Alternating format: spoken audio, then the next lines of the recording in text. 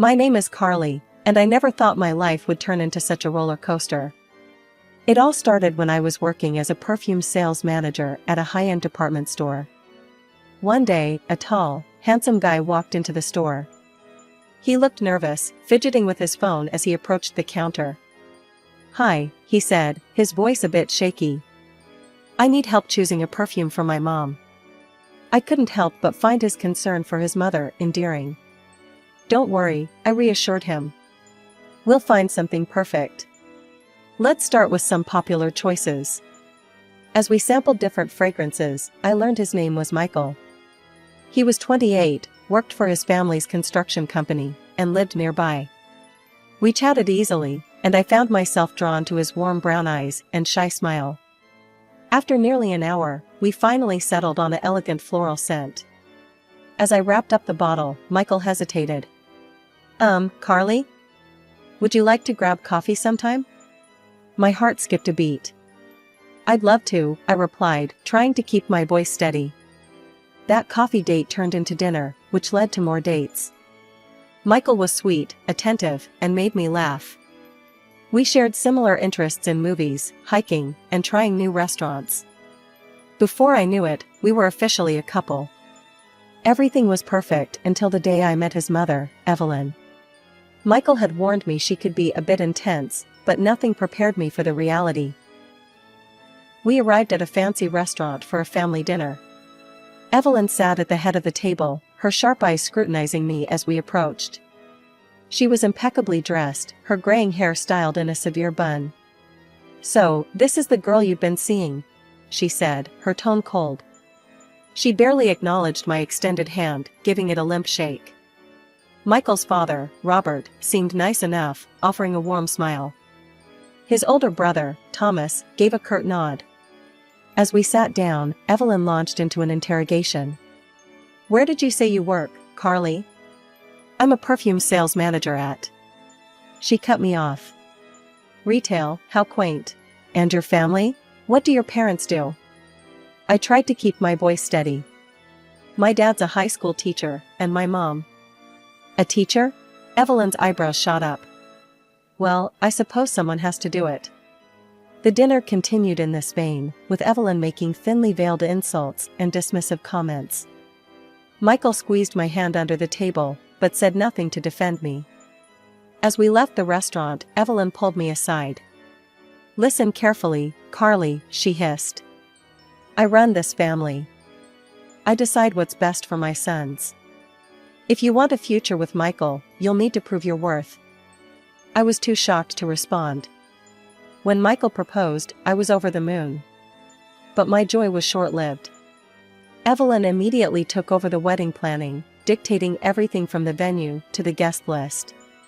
I tried to stand up for myself. "Actually, I had some ideas." "Ideas are nice, dear," Evelyn cut in, "but let's leave this to the professionals, shall we?" Michael gave me a pleading look. "Just go along with it," he whispered. "It's easier this way." And so, I watched as my dream wedding transformed into Evelyn's spectacle. I told myself it was just one day, that things would be different once we were married and living on our own. The first few months of marriage were a whirlwind. Michael and I moved into a small apartment, and I reveled in the joy of setting up our own space. But even as we unpacked boxes and arranged furniture, Evelyn's presence loomed large. She'd drop by unannounced, often when Michael was at work. "Just checking in," she'd say, her eyes scanning our home critically. "Oh dear, is this how you've arranged the living room? Let me show you a better way." I'd grit my teeth and smile, reminding myself that she was just trying to help. But her help felt more like an invasion.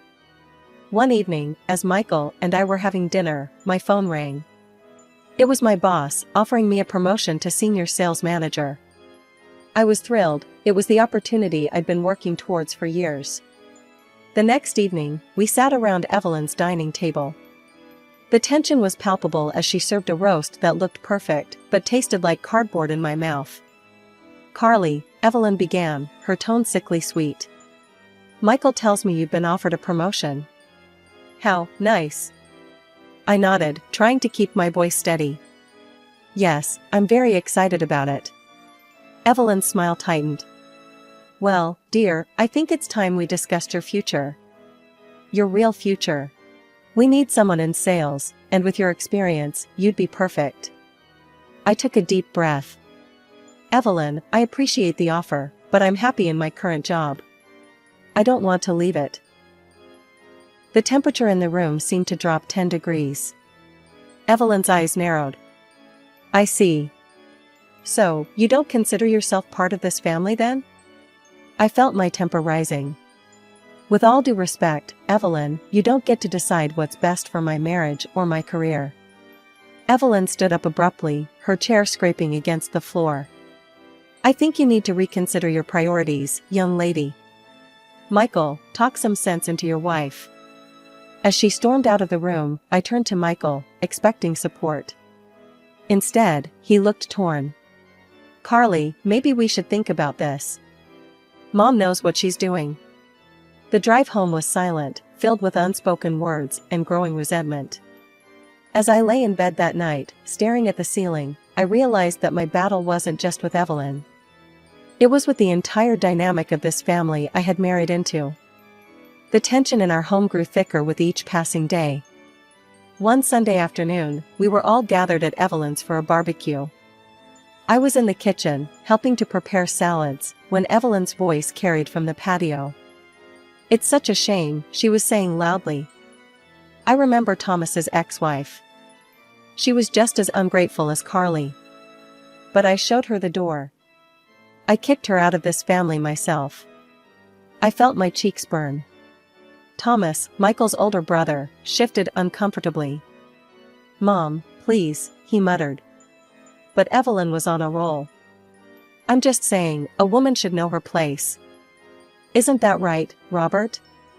Robert, Michael's father, just grunted noncommittally. I'd noticed he rarely spoke up against his wife. I couldn't take it anymore. I marched out to the patio, salad bowl in hand. Evelyn, I said, my voice shaking slightly, if you have something to say to me, why don't you say it to my face? The backyard fell silent.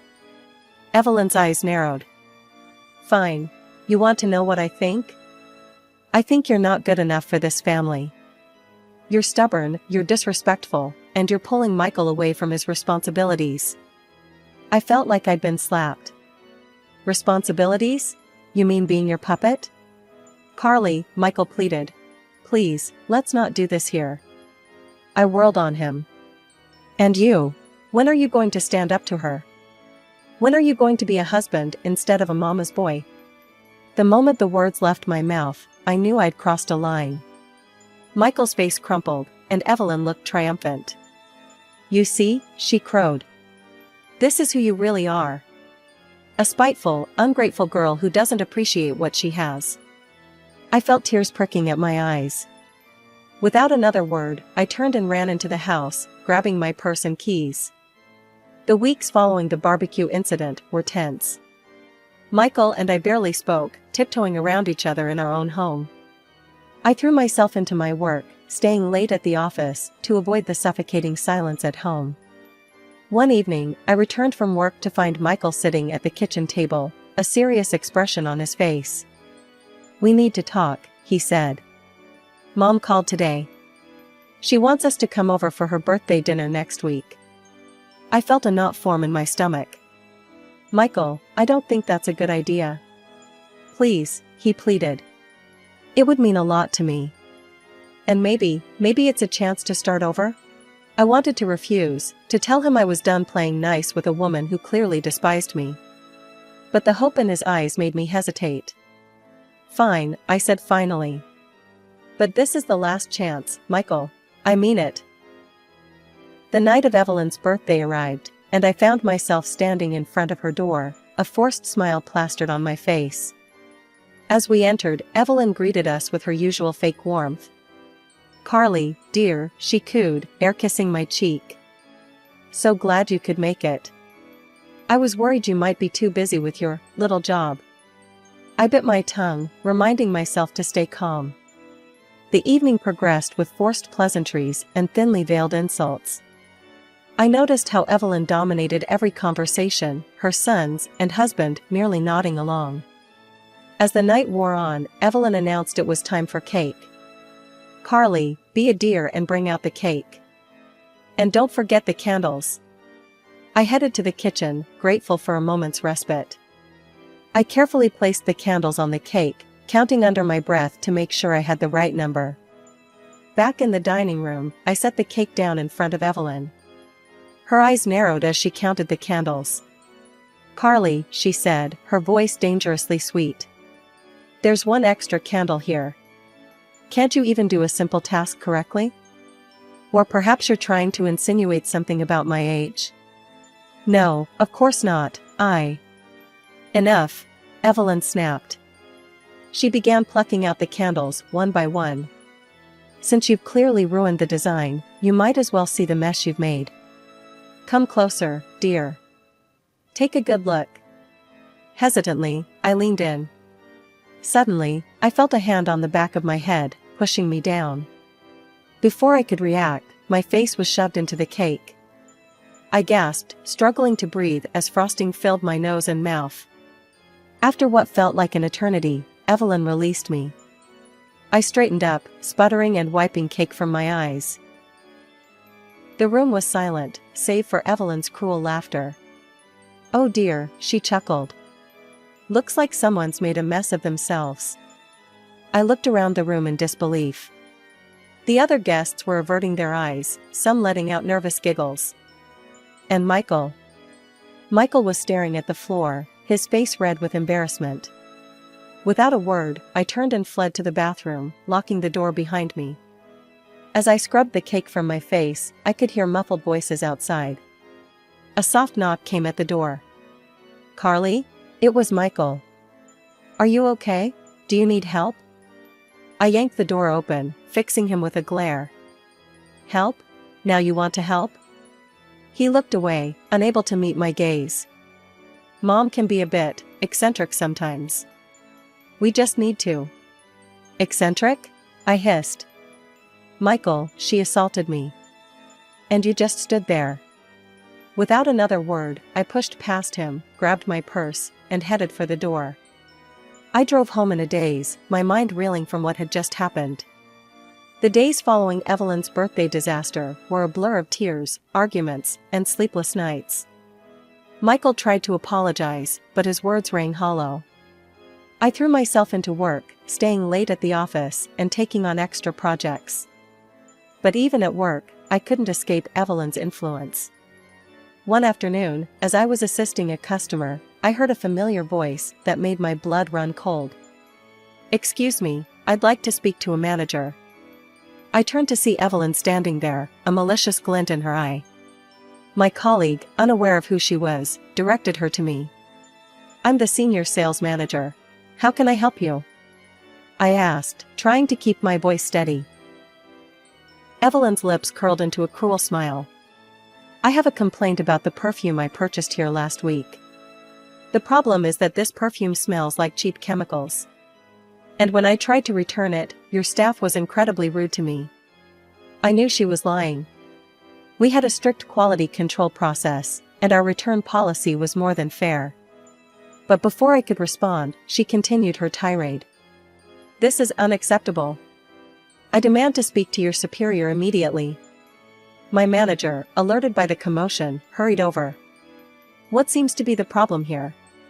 Evelyn launched into her fabricated story, painting me as an incompetent manager who had personally sold her a defective product and then refused to help.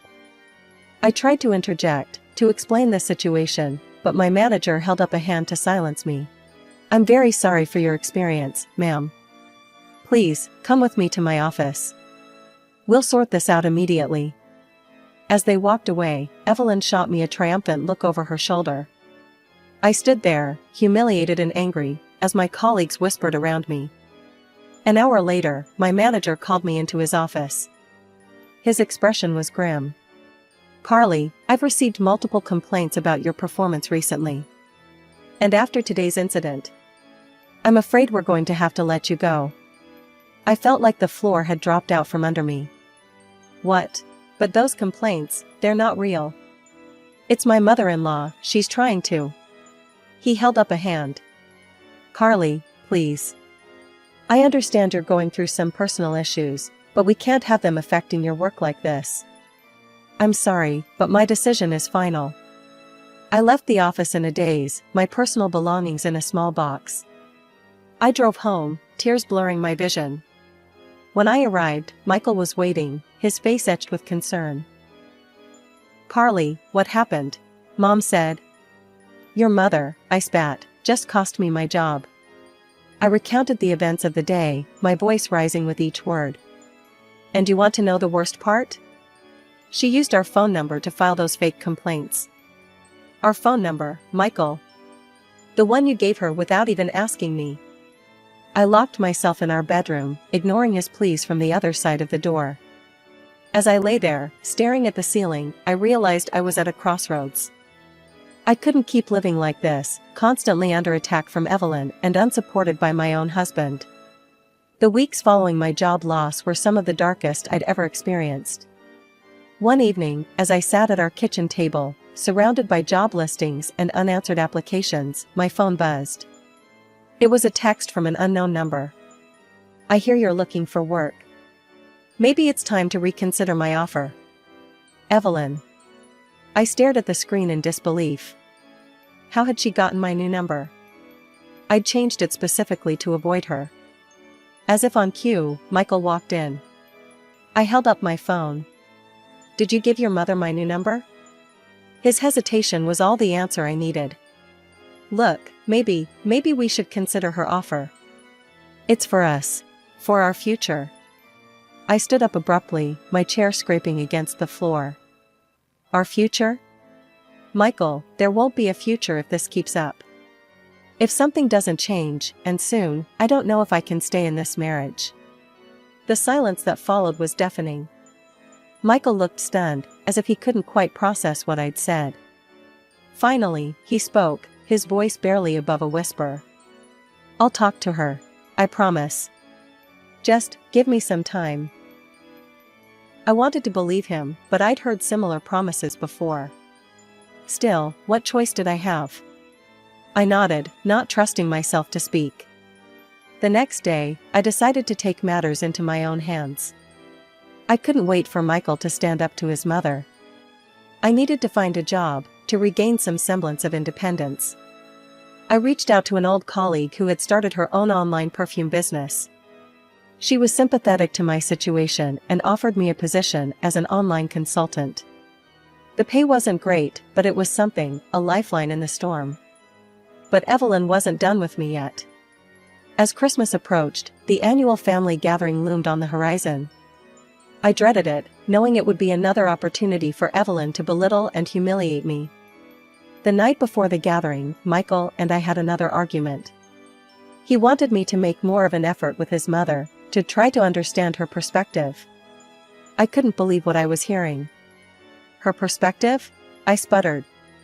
Michael, her perspective is that I'm not good enough for this family, that I should quit my job and become her puppet. How am I supposed to understand that? He looked away, unable to meet my eyes. She's just set in her ways. If we could just... No, I cut him off. I'm done trying. If you won't stand up for me, for us, then I'll have to do it myself. As I lay in bed that night, staring at the ceiling, I made a decision. Tomorrow, at the Christmas gathering, I would confront Evelyn once and for all. I was tired of being a victim, of letting her control my life. Christmas morning arrived, and with it, a sense of foreboding. We arrived to find Evelyn's house already bustling with activity. As we moved into the living room, I could feel Evelyn's eyes on me, assessing and judging. The rest of the family was already there, Robert, Thomas, and various aunts, uncles, and cousins. The afternoon progressed with forced pleasantries and thinly veiled insults. Evelyn, as usual, held court, dominating every conversation. I noticed how she kept bringing up the topic of children, her eyes darting to me each time. Finally, during dinner, she addressed me directly. Carly, dear, she said, her voice dripping with false concern, I couldn't help but notice you're not drinking. Any special reason? I felt my cheeks flush as all eyes turned to me. No, Evelyn. I'm just not in the mood for alcohol. Her eyes narrowed. Well, I do hope you're not having difficulties in that area. It's just, well, you're not getting any younger. And with your career struggles, I thought perhaps you'd be focusing on more important matters by now. I stood up abruptly, my chair scraping against the floor.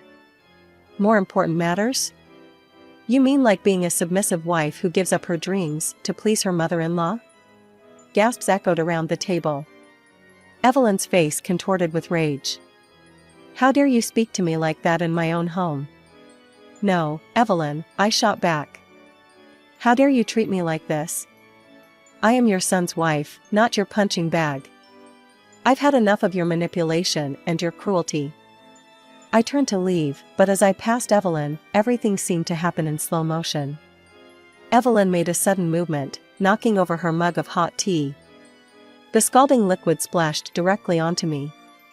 I screamed in pain as the hot tea soaked through my clothes. Evelyn, however, seemed unfazed by what she had done. She grabbed my arm, pulling me close.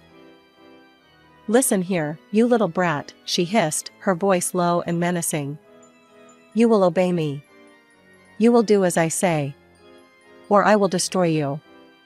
Through the haze of pain, I looked around the room, desperate for help. But everyone, including Michael, seemed frozen in shock. Finally Michael stood up, his face pale. I need some air, he mumbled, before fleeing the room. In that moment, something inside me broke. Without another word, I wrenched my arm free and ran out of the house, ignoring the chaos erupting behind me. I drove to the nearest hospital, my skin still burning from the tea. As the doctors treated my burns, which thankfully weren't severe, I felt a strange sense of calm wash over me. When I finally returned home, the apartment was empty. I packed a bag with essentials, wrote a brief note explaining that I needed time away, and left. I woke up in the dingy motel room, my skin still tender from the burns. As I was contemplating my next move, my phone rang. I hesitated, half expecting it to be Michael or worse, Evelyn. To my surprise, it was my father-in-law, Robert. Carly, his voice sounded strained. Can we meet?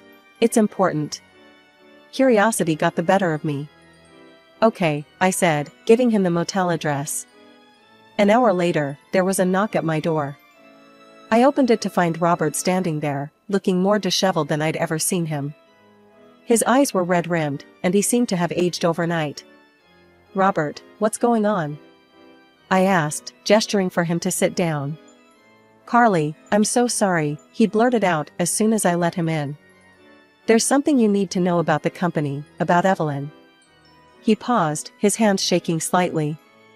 The company, it used to belong to my parents.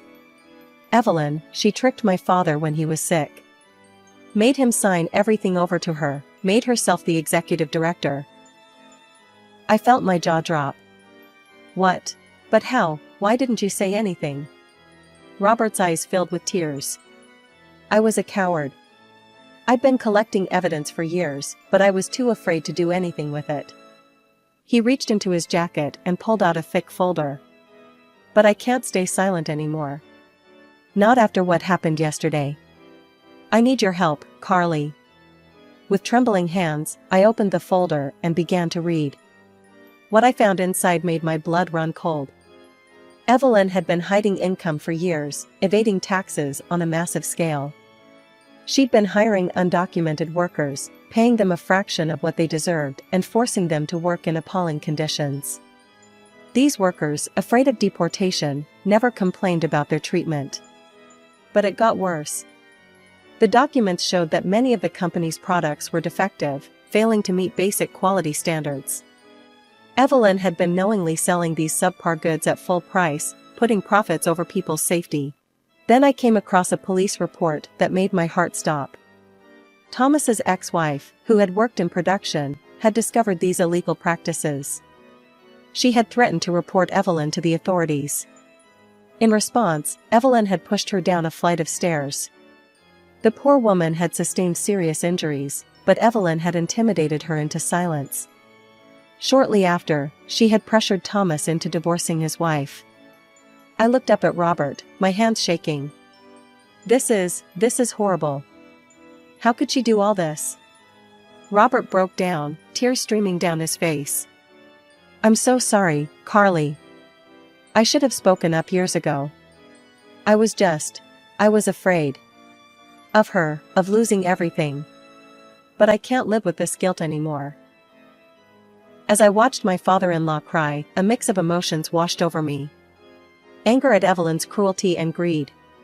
Sympathy for Robert and all the workers who had suffered. And a growing determination to put an end to this injustice. We contacted a reputable lawyer, Amanda Chen, who specialized in corporate fraud cases. She listened to our story with growing concern and immediately agreed to take on the case. It was a Tuesday afternoon when all hell broke loose. My phone exploded with notifications, missed calls, text messages, and voicemails, all from Evelyn. I steeled myself and listened to one of the voicemails. You ungrateful little witch. Evelyn's voice screeched through the speaker. How dare you turn my husband against me? I'll ruin you for this, do you hear me? I'll destroy you. The barrage continued relentlessly. Evelyn called every few minutes, alternating between threats and attempts at manipulation. When I blocked her number, she started using other people's phones. But it didn't stop there. Evelyn launched a full-scale character assassination campaign against me. She contacted friends, family, and even my former co-workers, spinning a tale of how I had seduced Robert and turned him against her. The biggest blow came when Michael sided with his mother. He showed up at my new rented apartment, his face a mask of anger and betrayal. How could you do this to us? He demanded. To my mother? I tried to explain, to show him the evidence, but he refused to listen. I don't know who you are anymore, he spat, before storming out. As I sat there, reeling from Michael's rejection, I received an unexpected call. It was Thomas, Michael's older brother. Carly? It's Thomas. I heard what's happening. I want you to know, I believe you. And I want to help. Thomas's support was a turning point. He provided additional evidence of Evelyn's misdeeds and agreed to testify in court. With his help, we were also able to locate his ex-wife, Maria. Maria's testimony was damning. She recounted in detail the incident where Evelyn had pushed her down the stairs, as well as the subsequent threats and intimidation. As the trial date approached, Amanda worked tirelessly. She tracked down several of the undocumented workers Evelyn had exploited. Despite their fear, many agreed to testify, their stories painting a horrifying picture of abuse and exploitation. The trial was grueling. Evelyn's lawyers fought dirty, trying to discredit our witnesses and paint Robert and me as conspirators. But Amanda was brilliant, methodically presenting our evidence and dismantling the defense's arguments. The turning point came when Amanda presented the evidence of how Evelyn had manipulated Robert's father into signing over the company. The judge listened intently as Amanda argued for the annulment of the will. After what felt like an eternity, the judge made her ruling. The will was annulled, and ownership of the company was returned to Robert. Furthermore, the judge ordered a full investigation into the company's practices and Evelyn's personal finances. As the gavel fell, I felt a wave of relief wash over me. Robert broke down in tears beside me, while Evelyn's shrieks of outrage echoed through the courtroom. The aftermath of the trial brought sweeping changes to everyone involved. As soon as Robert took control of the company, Michael, true to his mother's influence, resigned from his position. He cut off all communication with his father, unable to forgive what he saw as a betrayal of his mother. Robert found unexpected support in Thomas. The father and eldest son, both having experienced Evelyn's manipulation firsthand, formed a strong partnership. Together, they began the arduous task of restructuring the company, determined to run it ethically and efficiently. The legal proceedings didn't end with the trial. Robert filed for divorce, a process that was surprisingly quick given Evelyn's fall from grace. In the settlement, he left her the house they had shared for decades. It was a generous gesture, considering everything that had happened. The court ordered a thorough audit of the company's finances, and the results were staggering. Years of creative accounting and tax evasion came to light. Evelyn was hit with a massive fine and ordered to pay $500,000 in back taxes. The house Robert had left her became her only asset, and she was forced to sell it to settle her debts with the tax authorities. Meanwhile, my own marriage had crumbled beyond repair. Michael's unwavering loyalty to his mother, even in the face of overwhelming evidence of her misdeeds, was something I couldn't comprehend or accept. We filed for divorce, and I felt a mixture of sadness and relief as I signed the papers. As I contemplated my next steps, Robert approached me with an unexpected offer. "Carly," he said, his voice warm with gratitude, "I know you've been through hell because of our family. But I want you to know that I consider you family still. We're rebuilding the sales department, and I'd like you to be a part of it. What do you say?" I was touched by his offer and, after some consideration, I accepted. Months passed, and slowly but surely, I found my footing. I learned to navigate the intricacies of the construction business, mastering the art of selling everything from lumber to specialized tools. My experience in luxury retail, surprisingly, proved valuable in dealing with high-end clients and custom projects. It was on a routine shopping trip that I had an unexpected encounter. As I turned down the cereal aisle, I froze. There, just a few feet away, stood Michael and Evelyn. They looked haggard, a far cry from the polished appearance they once maintained. Evelyn's voice, shrill and angry, carried clearly. "You weak-willed idiot," she berated Michael. "Can't you do anything right? I asked for the bran flakes, not this sugary garbage." Michael, his shoulders slumped, muttered an apology and reached for another box. I felt a pang of pity, seeing how their toxic relationship had endured and seemingly worsened. For a moment, I considered approaching them. But as I watched their dysfunctional interaction, I realized I had nothing to say. Instead, I quietly turned my cart around and left the store, leaving my shopping unfinished.